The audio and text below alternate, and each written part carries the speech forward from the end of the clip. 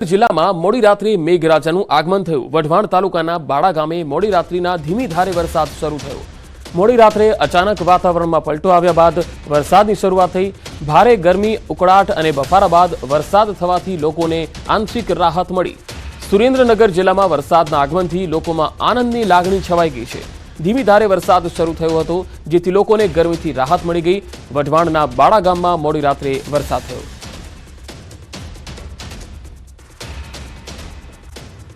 શું તમને ખબર છે ધોરણ 11-12ના સાયન્સના વિદ્યાર્થીને સરકાર 25,000 રૂપિયા આપે છે? જી હા, નમો સરસ્વતી યોજના અંતર્ગત ખાનગી અને સરકારી બંને શાળાના વિદ્યાર્થી આ સ્કોલરશિપનો લાભ મેળવી શકે છે। યોજનાનું નામ નમો સરસ્વતી યોજના ક્યારે શરૂ થઈ? 2 ફેબ્રુઆરી 2024ના દિવસે।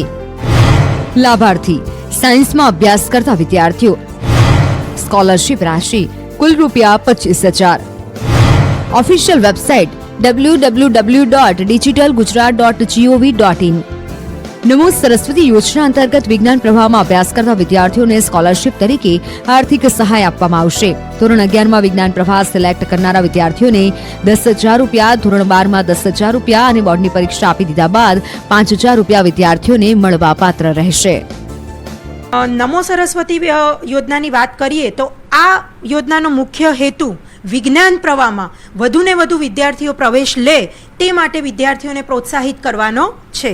તો નમો સરસ્વતી યોજના અંતર્ગત જે ધોરણ 10માં પાસ થાય છે અને 50%થી વધારે ગુણાંકન મેળવે છે તેવા વિદ્યાર્થીઓ ધોરણ 11 સાયન્સમાં કુમાર અને કન્યા બંને તેમને આ યોજનાનો લાભ આપવામાં આવનાર છે। આ યોજનાના હેતુની વાત કરીએ તો વિજ્ઞાન પ્રવાહમાં વિદ્યાર્થીઓ અભ્યાસ કરવા માટે વધુ પ્રોત્સાહિત થાય તે હેતુથી નમો સરસ્વતી યોજનાની જાહેરાત કરવામાં આવી છે। આ યોજના અંતર્ગત વર્ષ 2024 અને 25 અંતર્ગત ગુજરાત સરકાર દ્વારા 400 કરોડ રૂપિયાનો ખર્ચ કરી વિદ્યાર્થીઓને આર્થિક સહાયતા પૂરી પાડવામાં આવશે। આ યોજનાનો લાભ માત્ર ગુજરાતમાં રહેતા વિદ્યાર્થીઓને જ મળશે। ધોરણ 11 અને ધોરણ 12માં વિજ્ઞાન પ્રવાહમાં અભ્યાસ કરતા વિદ્યાર્થીઓ લાભને પાત્ર। સરકારી અને બિનસરકારી શાળાના વિદ્યાર્થીઓને મળશે યોજનાનો લાભ। આર્થિક રીતે નબળા અને મધ્યમ વર્ગના વિદ્યાર્થીઓને મળશે લાભ। લાભાર્થી વિદ્યાર્થી ધોરણ 11 અથવા તો ધોરણ 12નો નિયમિત વિદ્યાર્થી હોવો જોઈએ। લાભાર્થી વિદ્યાર્થીએ ધોરણ 10માં 50% ગુણ મેળવ્યા હોવા જોઈએ। નમો સરસ્વતીની આપણે વાત કરીએ તો નમો સરસ્વતીમાં પણ તે જ છે કે ધોરણ 10નો અભ્યાસ જો તેને સરકારી અને ગ્રાન્ટેડમાં કર્યો હશે તો તેને કોઈ પણ પ્રકારની આવક મર્યાદા લાગુ પડતી નથી। પણ જો ધોરણ 10નો અભ્યાસ એને જો સેલ્ફ ફાઇનાન્સ શાળામાં કર્યો હશે CBSE કે GSEB બોર્ડની તો તેવા કિસ્સામાં 6 લાખની આવક મર્યાદા એટલે કે તેનાથી નીચી આવક મર્યાદા ધરાવતા તમામ વિદ્યાર્થીઓનો લાભ મળશે। જો તમે પણ નમો સરસ્વતી યોજનાનો લાભ લેવા માંગો છો તો બધા ડોક્યુમેન્ટ્સ લઈ અને તમારા વર્ગ શિક્ષક પાસે જવાનું રહેશે, જેથી શિક્ષક જ તમારી ઓનલાઈન અરજી કરી દેશે। હાલમાં આવેલા અપડેટ પ્રમાણે 27 મે 2024થી સરસ્વતી યોજનાની પ્રક્રિયા શરૂ કરવામાં આવી છે। આ યોજનાની છેલ્લી તારીખ હજુ જાહેર થઈ નથી। કઈ રીતે આ સ્કોલરશિપ વિદ્યાર્થીને મળશે? તો આ યોજના માટે શાળામાં એક નમો સરસ્વતી નામનું પોર્ટલ બનાવવામાં આવશે। લાભાર્થીને મળતી સહાયની રકમ વિદ્યાર્થીના વાલીના બેંક ખાતામાં જમા કરવામાં આવશે।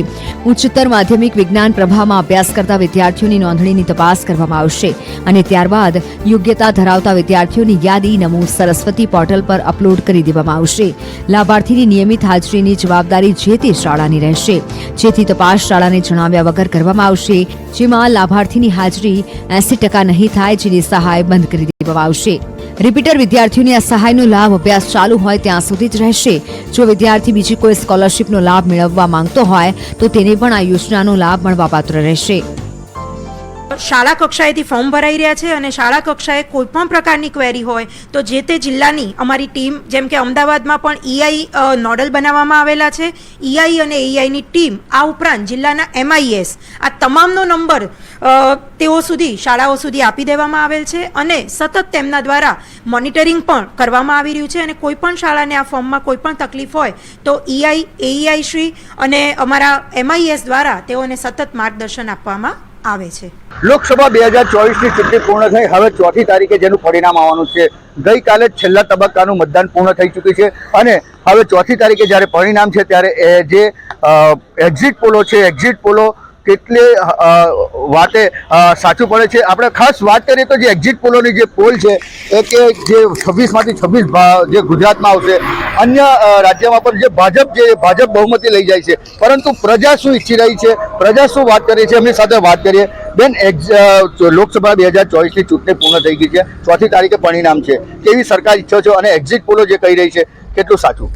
બસ ભાજપની સરકાર બનશે. એક્ઝિટ પોલ સાચી છે અને દર વખત અગાઉ પણ ચૂંટણીઓમાં જે એક્ઝિટ પોલના એ હતા એ સાચા જ હતા અને આ વખતે પણ ભાજપની સરકાર બનશે. ખાસ કરીને વાત કરીએ તો જે કેવી સરકાર ઈચ્છો છો? ગત તમે પણ ભાજપ હતી, આ વખતે પણ ભાજપ બહુમતી જીતે છે એવું એક્ઝિટ પોલો બતાવી રહ્યા છે. શું કહેશો? શું આશા અને અપેક્ષા છે હવે નવી સરકાર પાસે? જો જે આશા અને અપેક્ષા ફળીભૂત થાય છે એટલા માટે જ ભાજપની સરકાર આવે છે ને એ જે એક્ઝિટ પોલ બતાવે છે એટલે એનો મતલબ એમ કે રિપીટ સરકાર ઈચ્છે છે, એનો મતલબ એવો થાય. અન્ય વ્યક્તિ છે એમની પાસે વાત કરીએ કે ખાસ કરીને હવે 4મી તારીખે પરિણામ છે. આ પરિણામમાં કેવી સરકાર ઈચ્છી રહ્યો છે? જે એક્ઝિટ પોલો જે બહાર પડી રહ્યા છે તે ભાજપની બહુમતી બતાવે છે. શું લાગે છે તમને? એક્ઝિટ પોલનું 99% સાચું પડશે અને લગભગ 360થી 390 સુધી સીટ એનડીએ સરકારની આ બનશે અને મોદી સાહેબ જ ફરી વડાપ્રધાન તરીકે બેસશે. ક્ષત્રિય સમાજનો ગુજરાતમાં બહુ મોટો વિરોધ હતો. વિરોધ વચ્ચે પણ જે ખાસ વાત કરીએ તો ભાજપને લીડ મળી છે. તમારે શું માનવું છે? ભાજપને કેટલું નફો નુકસાન જશે ક્ષત્રિય સમાજ દ્વારા? ક્ષત્રિય સમાજ દ્વારા જે વિરોધ કર્યો હતો તેના લઈને મને એવું લાગે છે કે કદાચ માર્જિનમાં ફેરફાર આવે, બાકી બનશે તો એનડીએ સરકાર જ. ખાસ વાત કરીએ તો 400 પારને ભાજપનું સૂત્ર હતું. શું લાગે છે તમને? 400 પારનું સૂત્ર હતું, એમાં ભાજપના જ એવું કહેવા માંડ્યા છે કે હવે અમે 400 પાર જવાના નથી અને 5 લાખની મતથી જીતવાની વાત હતી એ સામે ચાલીને લોકો એવું કહે કે હવે અમારું 5 લાખનું ટાર્ગેટ નથી, અમે જીતીશું કે કેમ તે એક પ્રશ્ન છે. એમને મારે પ્રશ્ન કરવો કે તમે જીતશો કે કેમ તે એક પ્રશ્ન છે. કઈ રીતે? આજ સુધીના એક્ઝિટ પોલો છે ને એ બધા ખોટા જ આવ્યા છે. તમે પણ જાણો છો ને અમે પણ જાણીએ છીએ. આ બધું બિલકુલ ખોટું છે. અત્યારે જે મોંઘવારી ચરમસીમાએ પહોંચી છે, મોંઘવારી છે, આ બેરોજગારી કેટલી છે, લોકો બેરોજગાર કેટલા ફરે છે, જેને ખાવાના રોજના સવાર સાંજના ફાફા પડે છે એવા લોકો છે. તો કઈ રીતે તમે એનડીએની સરકારને મત આપવાના છો? કેવી સરકાર ઈચ્છો છો તમે હવે? અમે તો ઇન્ડિયાની સરકાર ઈચ્છીએ, કોંગ્રેસની સરકાર આવશે, 295 સીટ સાથે આવશે. બહુમતી જ નહીં આવે તો શું કરશો? બહુમતી નહીં આવે તો વિરોધ પક્ષમાં બેસીશું, એ તો બેસવાનું જ છે ને. પણ મને એવી આશા છે કે અત્યારે 295 સીટ લાવીને ઇન્ડિયા ગઠબંધન છે એ સરકાર બનાવે છે.